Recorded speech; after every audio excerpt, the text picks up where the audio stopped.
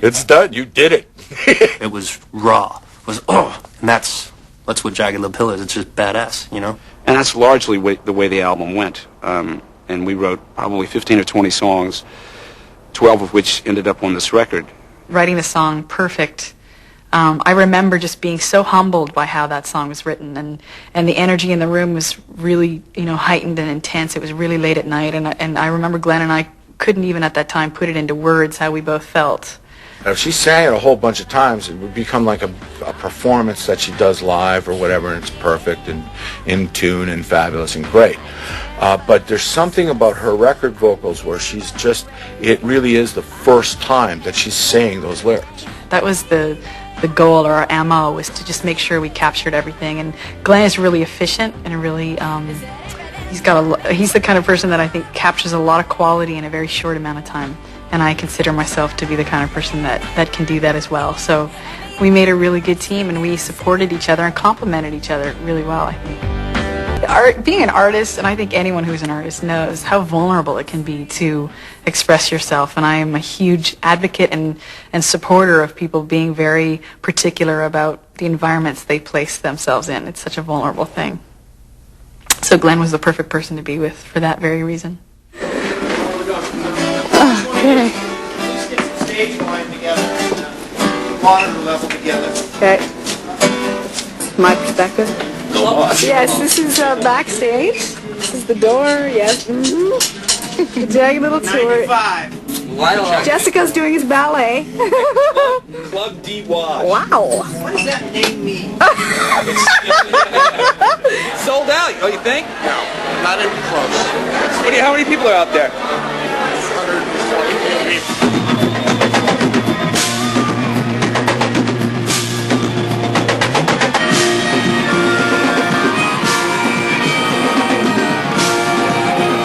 The first two gigs we did were both right around my birthday. We played Luna Park and Dragonfly I believe within a night of each other.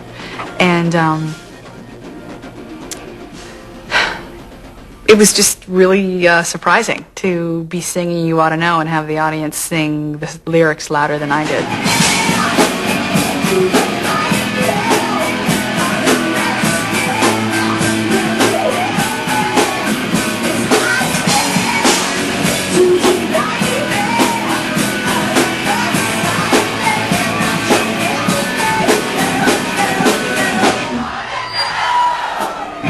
So I was kind of wide-eyed, and it was probably that moment onward that I just started going into a little survival mode.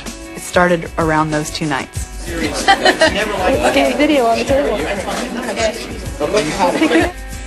I remember calling the Rolling Stone office in New York and saying, I should go out on the road with this woman because there's something happening here. Hey, Jonathan. Hello. Hello. Me. Say hello. Hello.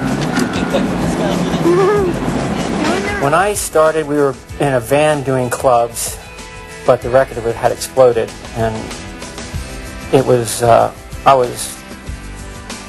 it's the biggest thing that I had done, and I'm like, oh my God, I'm way in over my head. I better not let anybody know this. Hi, Dave Ellison.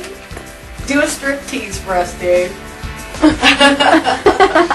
The club tour was really fun. We went around America in a van with, how many of us were there? There were my bandmates and the tour manager driving the van. And we listened to Pink Floyd and Jeff Buckley the whole time. And just passed around colds. I ended up getting on the bus with the band and her, staying at a few, I think they were Vagabond Inns.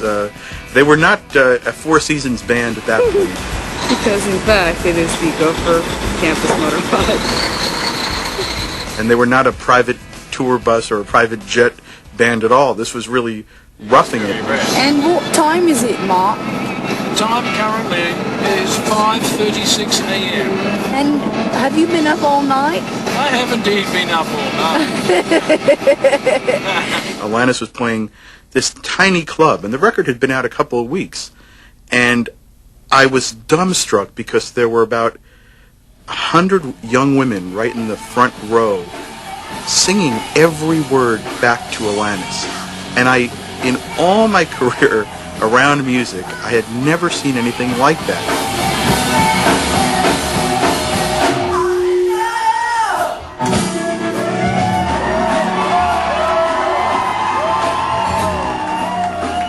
I think she really spoke to America's young women who needed to hear someone else who was angry. It was one of those things that needed to be said, and she was the one ballsy enough to say it. She was telling a very specific story. It wasn't like she was saying, I'm an angry person all the time, and I'm only going to sing about anger.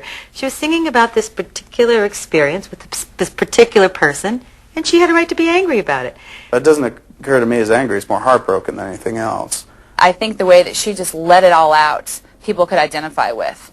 And so listening to that album and that You Ought to Know in particular was therapeutic for people. Rolling Stone, you know, like all the magazines, had some sort of Rock's Angry Young Female or something like that on the cover. But she was never like that. In fact, she always struck me as sort of zen and very deep and grounded. And just unusually bright for her age. I never wrote the song with the intention of seeking any sort of overt revenge on this person, and I think if that were to have been the case, I would have mentioned not only his name but his address and measurements. But really, it was written for the sake of my having an outlet, and to not have it turn inward and turn into depression. And it just neutralizes everything. When I can feel angry and sad and excited and bored and depressed, and all of them have some little information in it and are just begging to be loved, kind of neutralizes everything and makes everything okay, which is my goal. She arrived in Europe to do a very small tour in very small places, and her album was not released. Nobody knew who she was, including myself. And while we were out on tour in Europe, her album came out and started selling very, very well, and all of a sudden the phenomenon started. Music takes a long time to connect with people. Jagged Little Pill was a phenomenon from the beginning. I mean, we knew it was good.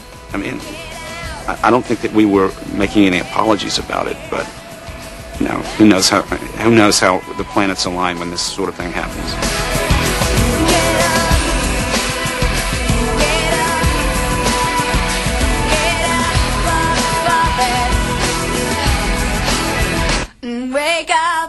Our threshold was if there were 1 million people who bought this record, we would be wildly successful. I remember sitting there with David Geffen, who has mentored me and told me that in his whole career, he had only had 3 moments like this. And so he said, cherish this moment. And I was like, wow, you mean this doesn't happen every day?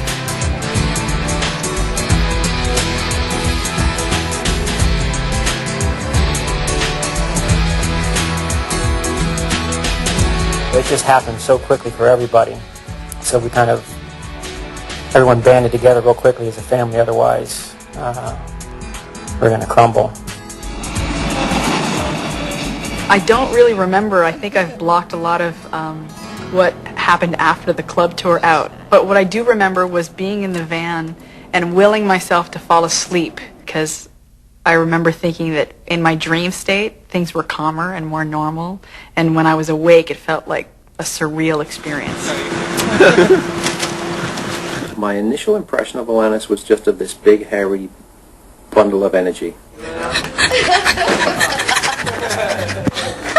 I mean, she was not really big, but the hair was big, and the energy was big, and she was just crazy mad everywhere, doing everything all the time, that kind of a person.